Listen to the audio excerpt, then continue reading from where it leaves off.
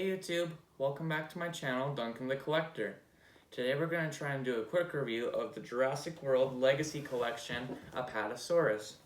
This figure's huge, and according to the box, she is 105 centimeters or 41 inches. Wow! Now let's take a look at the box. Here we can see a massive render of the Apatosaurus, the Legacy Collection logo, a Stegosaurus, two Apatosauruses that aren't from Jurassic World, a gyrosphere with Zack and Gray, and something I noticed on the gyrosphere is there's a Triceratops horn and frill, even though there's no Triceratops on this box. There's a little thing that says that this figure is unassembled, the name, and a picture of the toy with a kid strangling her. This kid's gonna kill the Apatosaurus before Indominus Rex even gets a chance. Let's look at the right side of the box. Here we can see the logo again, and we can see this figure's posable with some neck and tail movements. On the right side of the box, we can see a little thing for the Jurassic Facts app, another size measurement, that same logo, and that sinister kid choking out the Apatosaurus. He looks like the kid from the Problem Child movie, so I'm going to call him Indominus Jr. Now let's look at the top of the box. We can see another Jurassic World Legacy Collection logo, and on the bottom of the box we can see some instructions. Now let's go to the back of the box. The back of the box is basically the same as the front, just a bit rearranged. We can see again size measurement, logo, Indominus Jr. stroking out the Apatosaurus, and that same Apatosaurus render with another not Jurassic World Apatosaurus, another one here, an actual Jurassic World Apatosaurus, and that same gyrosphere with the weird Triceratops thing. We can also see the Raptor Squad pack here that's going to be available soon. Now, let's get the Apatosaurus out of the box and let's put her together. Let's put her on the side, open the box. Ooh, my favorite, cardboard. Boop. Now let's get some other side of the box. We got her tail, and it looks like we got her body and her head. Now we got the box and this bit of cardboard. Ooh. And, oops. Ooh. Great. Now let's get the tail out of the packaging. And that looks pretty cool. And let's get the head next. Oh.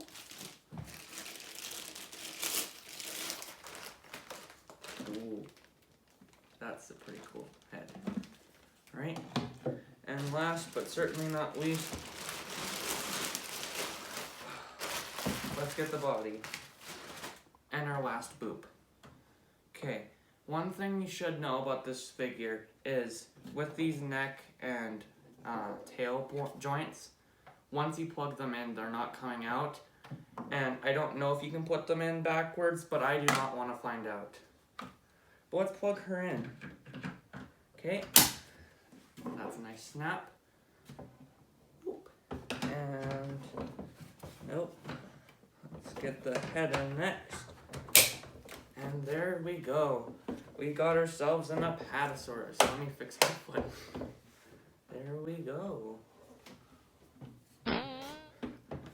Apatosaurus in all of her glory. Now, as per usual, let's start the paint.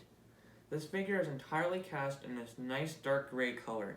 She also has a lot of these beige little stripes and patterns that go from her tail to her head. They also are on some of her leg and body. Her toenails are not painted, but there is gloss on them, which gives her just that little bit of life. Her underbelly is also painted in this tannish yellow color. Her eyes look also really nice. They're just black, but there's a lot of gloss on them, so there is a little shine, and it makes her look alive. And what's really cool is her mouth is painted and her teeth are also painted, and they're separated really well and they look like actual individual teeth. But overall, this figure is very simple in paint but really good too. Now, let's talk about her sculpt. This figure's a bit lacking in paint, but the sculpt completely makes up for it. From head to tail, this figure is very deep and defined in her sculpt. There's lots of nice scaling and wrinkling throughout the entire figure.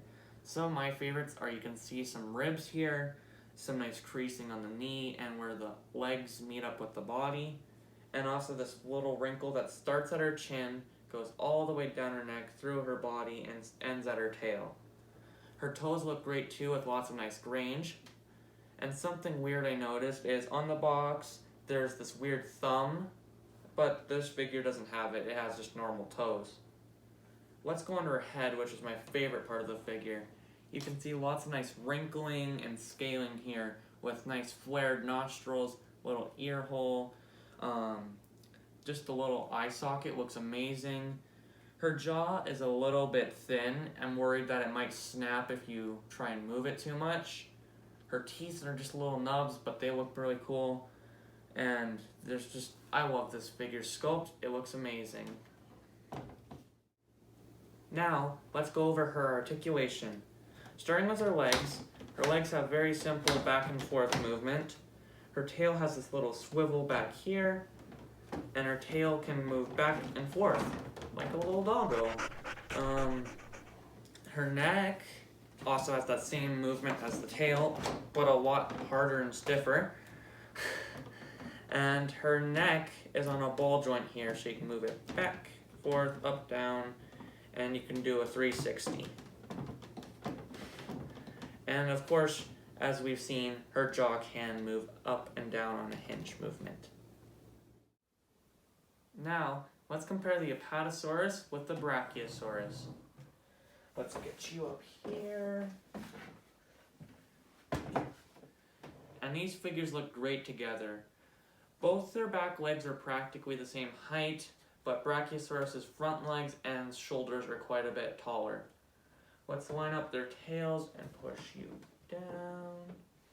And surprisingly, they're almost the same length.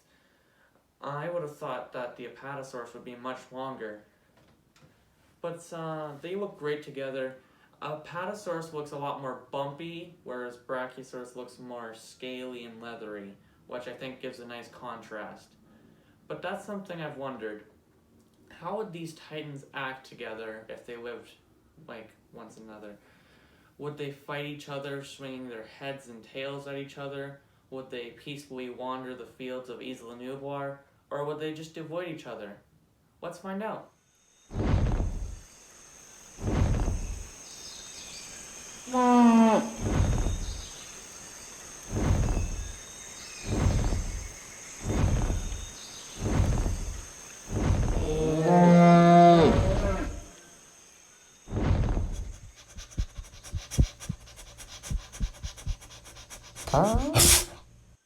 I should have guessed that.